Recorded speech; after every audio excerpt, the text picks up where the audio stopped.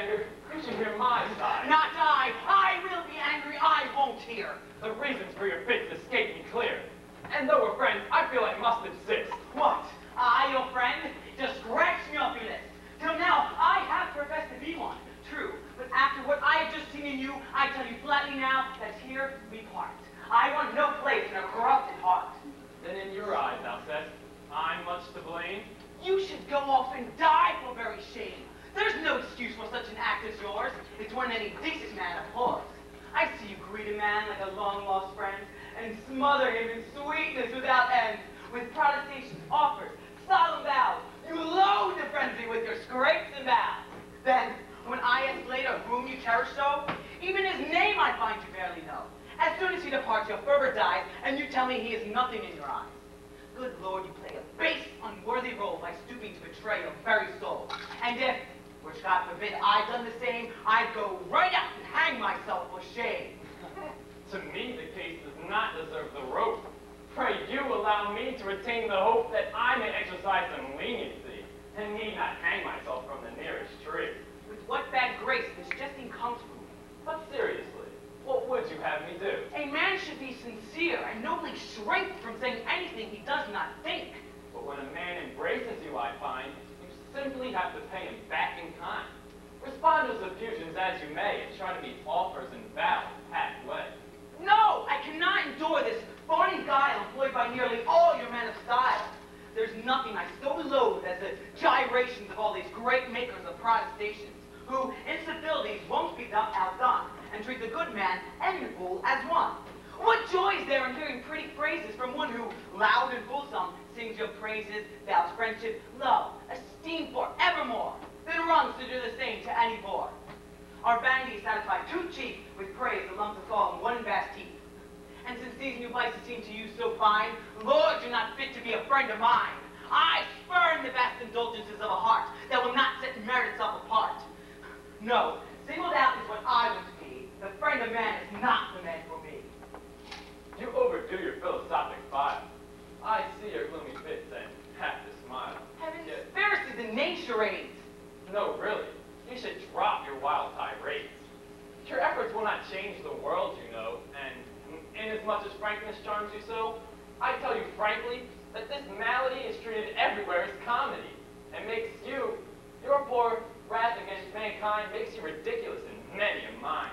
By heaven! So much the better. That's first rate. It's a good sign. My joy in it is great. All men are so abhorrent in my eyes that I'd be sorry if they thought me wise. Toward human nature, you are very spiteful. I am. The hate I feel for it is frightful. Shall all poor mortals then, without exception, be lumped together in this mass of aversion? Even today, you still find now and then. No, it is general. I hate all men. For some are wholly bad in thought and deed. The others seen as pay little heed. They are too indulgent and too nice to share the hate that virtue has for vice. Indulgence we clearly see toward that base scoundrel who that law will see. Right through his mask you can see the traitor's face, and everywhere given its proper place. His wheedling eyes, his soft and cousining tone, will only those to whom he is not known. Whatever notoriety he's won, such honor lacks support from anyone. Call him a cheat, knave, curse he wrote to boot. Everyone will agree, no one refute. Yet, everywhere his false smile seems to pay, everywhere welcomes, hail, he worms his way. And if by pulling strings he stands to gain some honor, decent men compete in vain. Good Lord, it fairly turns my blood to ice to see the way men temporize with vice. And sometimes I have a strong urge to flee to some deserted spots from humans free. Let's fret less over morals if we can, and try to have some mercy on the state of man. In this world, virtue needs more tact than rigor. Wisdom may be excessive in its vigor. The unbending virtue of the olden days clashes with modern times and modern ways. If this demands go on mortals go too far, we have to live with people as they are. And the greatest folly of the human mind is undertaking to correct mankind. Like you, I note 100 things a day that might go better done another way. But, notwithstanding all that comes in view, men do not find me full of wrath like you. I take men as they are, with self-control. To suffer what they do, I train my soul. If by a friend you find yourself betrayed,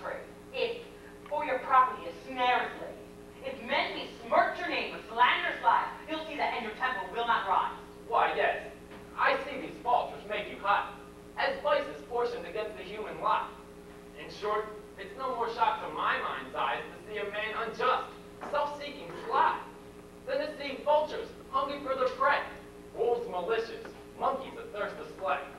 Then I should be robbed, torn to bits, betrayed without... Good Lord, I think the rest unsaid. Such reasoning is painfully absurd. Less talk would help your case, upon my word. Outbursts against your foe are out of place. You should give more attention to your case. I'll give it none, that's all there is to say. Then who will speak for you and pave the way? The justice of my cause will speak for me. Is there no judge that will stoop to see? No, don't you think my case is just and clear? True. But intrigue is what you have to fear. And no, I'll not take steps. I'll not give in. I'm either right or wrong. don't think you'll win. I shall not budge. Your enemy is strong. And by delusion, But then he's wrong. you're making a mistake. All right, we'll see.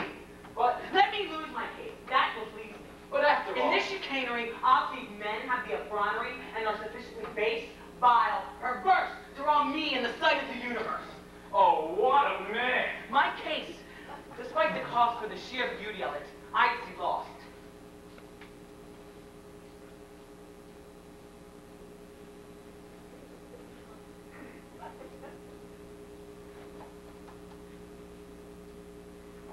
People would really laugh at you, you know, Alceste. If they could hear you talking, though. Too bad for those who laugh.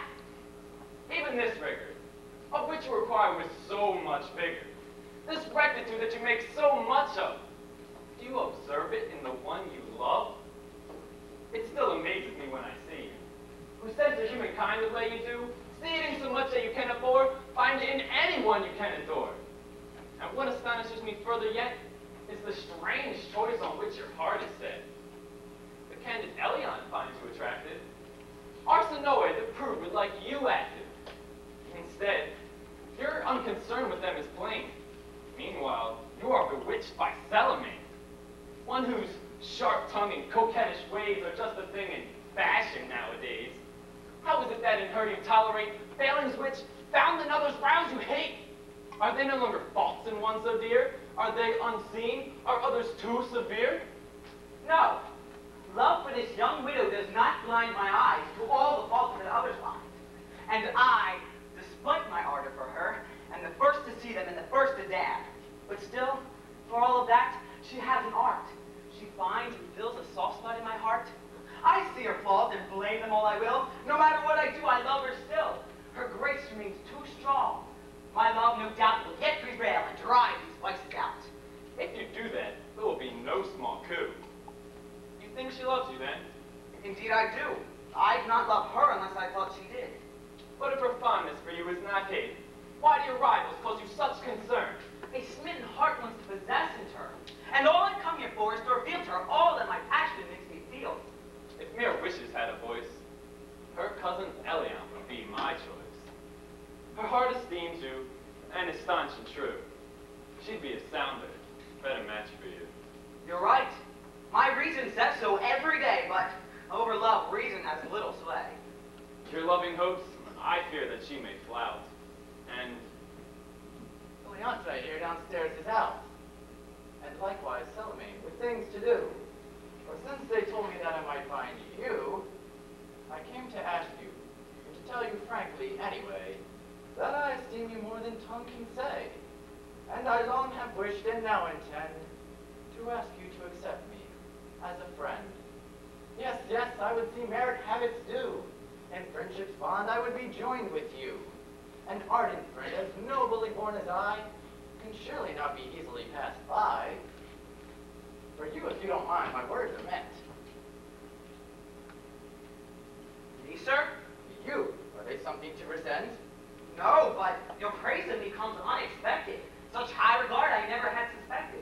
My great esteem should come as no surprise, and you can claim the like in all men's eyes. Sir! Our whole state possesses nothing higher than all your merit, which men so admire. Sir! Yes, you are far worthier, say I, than all I see, than others rate so high. Sir! Yes, if I lie, may heaven strike me dead, and confirm to you what I have just said.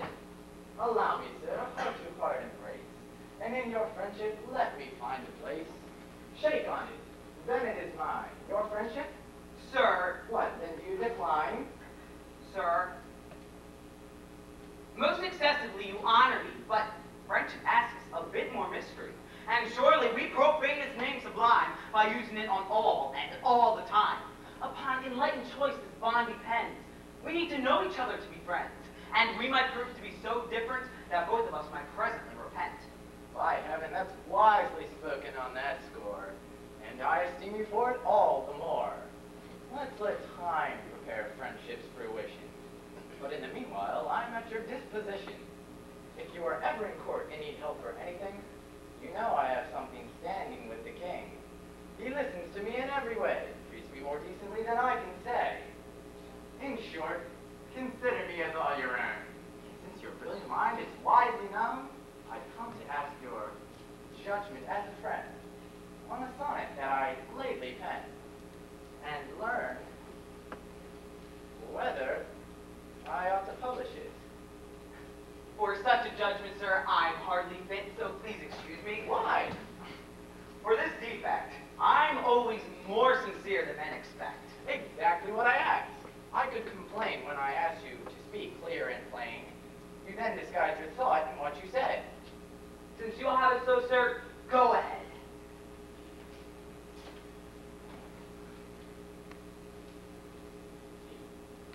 Sonnet. It is a sonnet.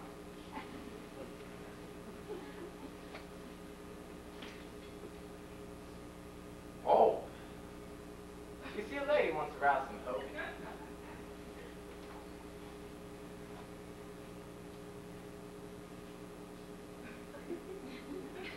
Oh. You may not find this out sufficiently easy and clear, and you may think the choice of words is bad. We shall see. Moreover, let me add that a quarter of the hour is all the time I spend. Come, sir, the time is hardly pertinent.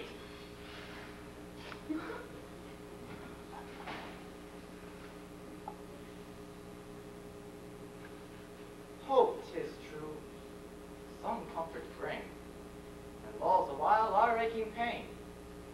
But, Phyllis, 'tis an empty thing, when nothing follows in its train. That is a charming bit, and full of verbs. You call that charming? What, you have the nerve? My flame you once seemed to invite. 'Twas pity that you let it live, and kept me languishing poor white. Hope is all you had to give. Oh, in what gallant terms these things are put. You wretched flatterer, down at my foot. Should an eternity to wait, render my ardor desperate, then my decease shall end my pains. Your fond concern you well may spare. Fair Phyllis, it is still despair, when hope alone is what remains. That dying fall casts a seductive spell. Poisoner, you and your ball may go to hell. I wish you'd taken one right on your nose. I've never heard verses as fine as those. Good Lord. You flatter me. Perhaps you're trying. I'm not flattering. No, only lying. Well, you recall what we agreed. Please, sir, be sincere. How do these verses read? Questions of talent, sir, are ticklish matters, and we all yearn to hear the voice that flatters. But when a man, no matter who, one day read me his verses, I made bold to say that a gentleman must have the will to fight, our universal human itch to write, and that he must overcome these temptations to make a fuss about such recreation, and that our eagerness for self-display can give us many sorry a role to play. Then with my sonnet, sir, do you find fault? I don't say that, but urging him to halt. I point out to him how time and again his thirst has spoiled extremely worthy men. Am I like them? Don't I know how to rhyme? I don't say that, but I said, take your time. Have you some urgent need to versify and see yourself in print? I ask you why. The authors of bad books we may forgive, only when the poor wretches right to live. Take my advice and overcome temptations. Hide from the public all these occupations. Against all urging, there's a self-defense. And keep your good name as a man of sense. That's what I tried to make this man perceive. I understand you, I believe. But about my sonnet, though, may I be told... Frankly, your sonnet should be pigeonholed. The models you have used are poor and trite. There's nothing natural in what you write. What is this? Lulled the while our aching pain, this nothing follows in its train, or kept me languishing, poor wight, when hope alone is all you had to give. And Phyllis, it is all still despair, when hope alone is what remains. This manner, sire, so dear to people's hearts, from human nature and from truth departs. It's pure affectation verbal play, and nature never speaks in such a way. Singers today are wretched, I maintain. Our father's taste, though crude, was far more sane. And what men now prize gives me far less delight than this old song which I will now recite. If the king had given me great Paris for my own, and had said the price must be to leave my love alone, I would tell that king already, take back your great Paris, I prefer my love. Hey ho, I prefer my love. The rhyme's not rich, style's old and rough, but don't you see this is far better stuff? I rate this higher than the flowery show of artificial gems which please men so. And I maintain my verse is very good. I'm sure you have reasons why you should, but grant my reasons leave to disagree, and not let yours impose themselves on me. Enough that others rate it high. They have the art of feigning, sir, not I. Doubt you think you've quite a share of wit. To praise your verse, I should need more of it. I'll get along without your praise, I trust. I hope you're right, sir, for I fear you must.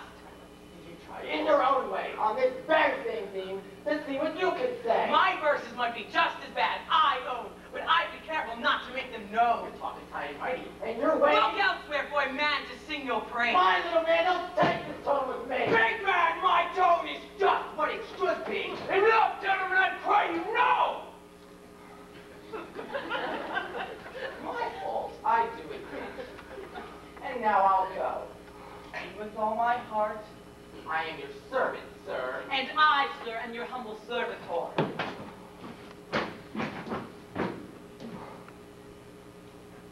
Well then, there you are, you see? By being candid, knowing what a just and nasty mess you blamed.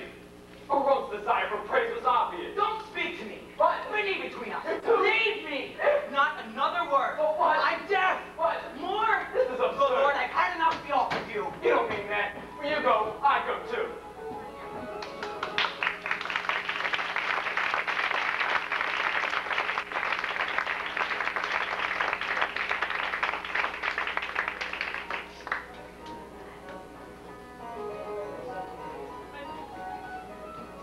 Madame, shall I speak frankly and be brief?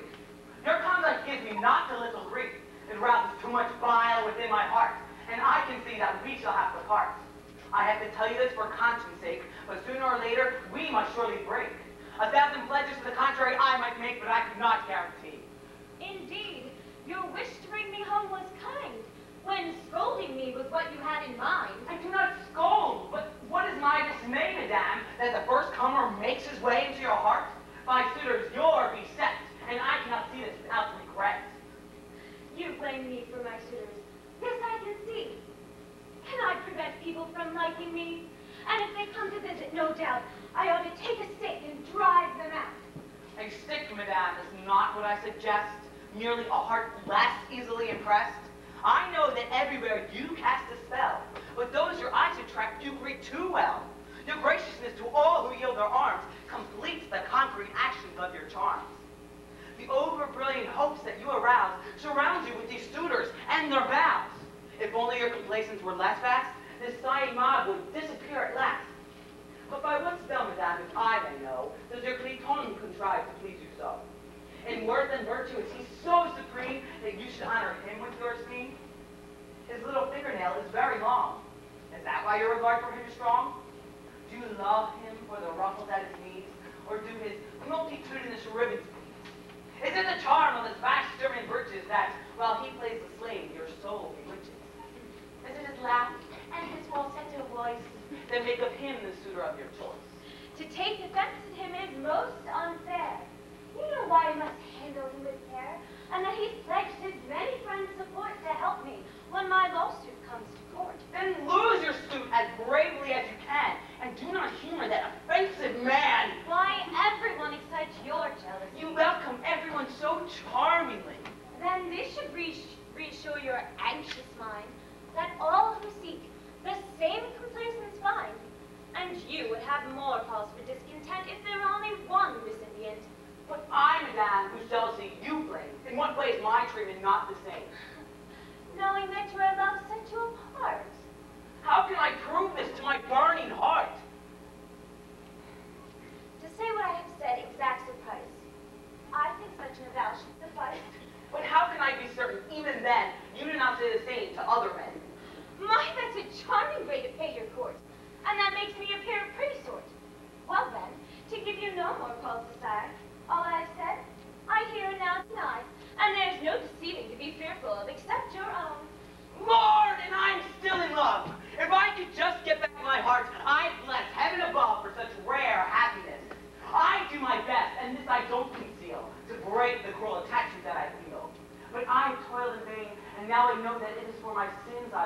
so. It's true. Your love for me is matched by none. Yes, on that score, I'll challenge anyone. My love is past belief, madame. I say, no one has ever loved in such a way.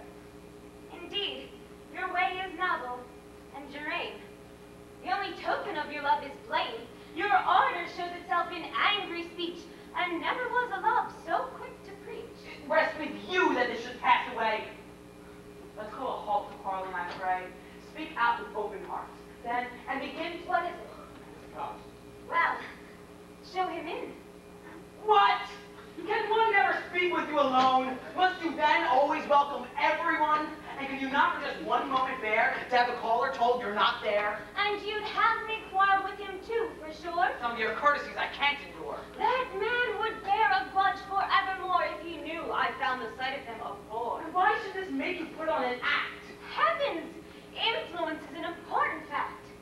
I don't know why, but people of his sort can talk loud and importantly import. They push their way into each interview. They cannot help, but they can damage you. And even if your other aid is stout, don't argue with these men who love to shout. No matter what the reason or the base, you find cause to receive the human race.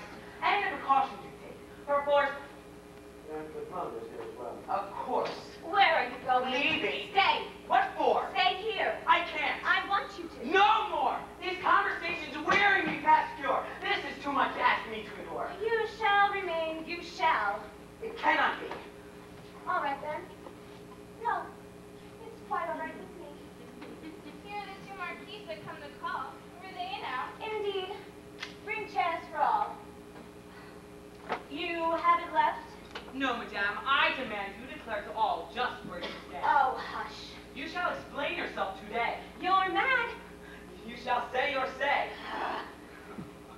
You will make up your mind. You're joking. No, you shall choose. This doubt is too provoking. My word, I've just come from the king's levee, where the fiancé played the fool for all to see. Has he no friend who could, in kindly tact, teach him the rudiments of how to act? In social life, the man's a dunce. His manner startles every eye at once.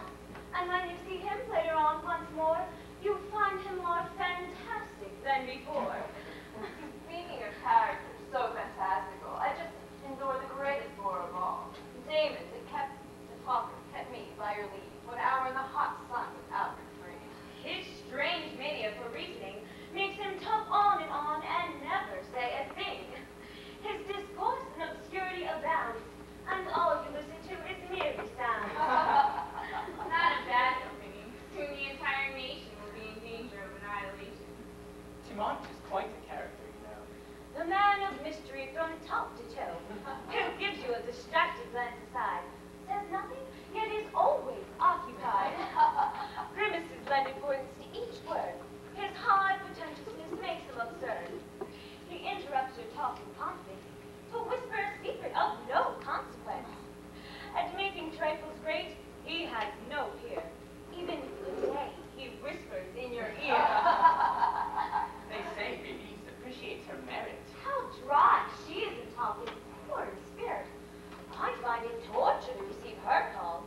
You labor to say anything at all, and the sterility of her expression at every moment kills the conversation. Sunny or rainy weather, heat or frost, are topics that you rapidly exhaust. Meanwhile, her visit, draining all your strength, drags on and on at terrifying length. You ask the time, you yawn and yawn, but no, she sits there like a log and will not go. On young Cleon, what will your verdict be? He entertains the best society. He has a cook that's extremely able, and what they come to visit is his table. He serves you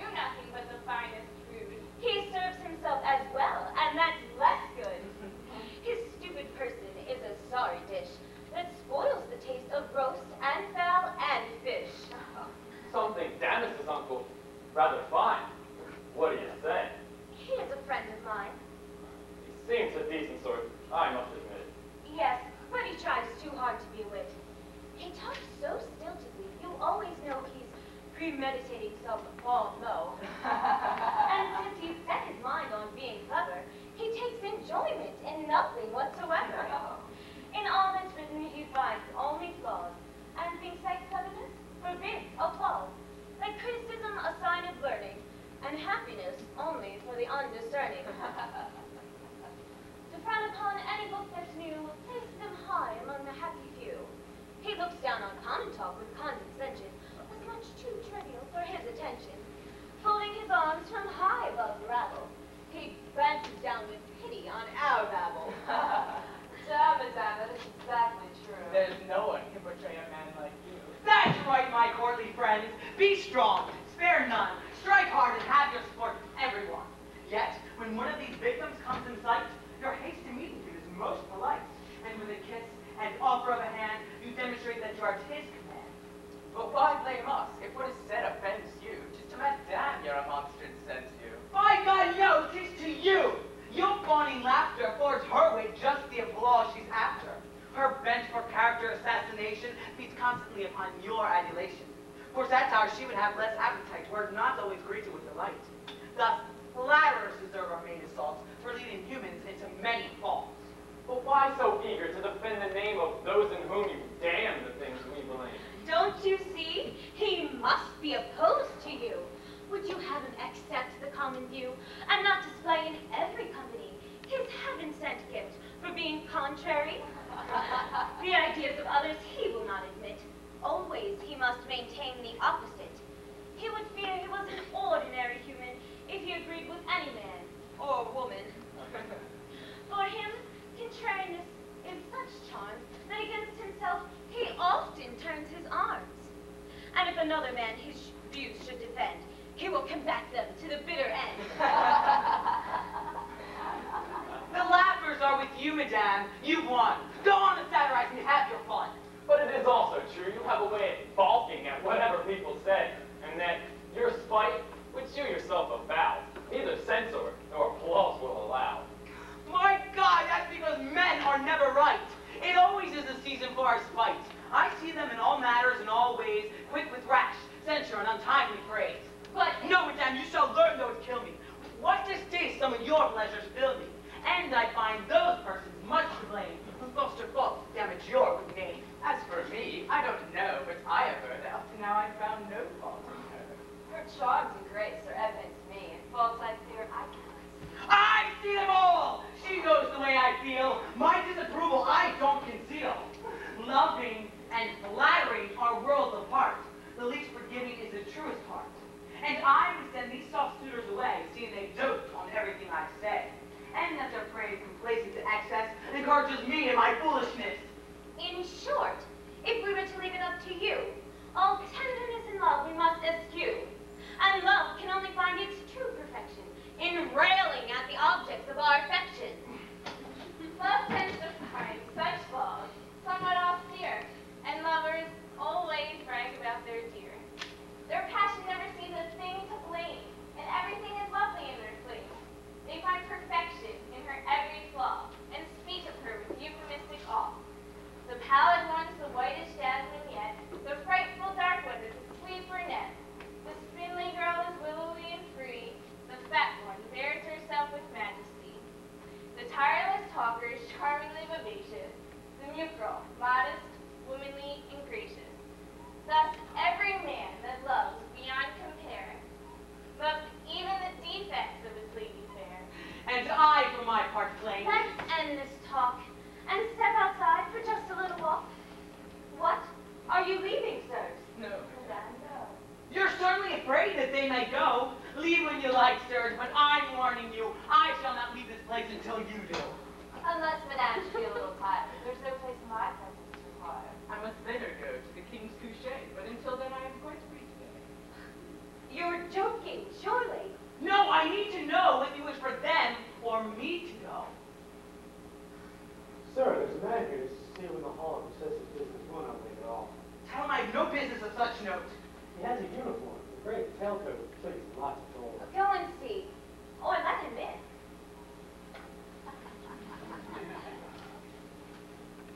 What do you want with me? Come in, sir. Sir, with you I crave a word. You may speak up, sir. Let your news be heard. The marshal, sir, have ordered me to say you must appear before them right away. Who, I, sir? You yourself.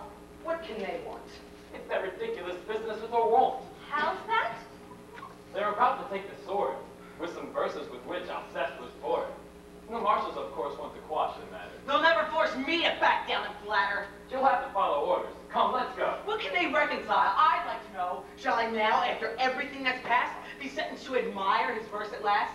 I don't take back a single thing I said. I think they're bad. But with a calmer head. I won't back down. This verse is a disgrace. Intransigence like yours is out of place. Come on, let's be on our way. I'll go, but I shall not say one thing I say. Come on, let's go. Unless I have the king's express command to like these verses, I have made my stand that they are bad. On this I'll never falter, and that their author well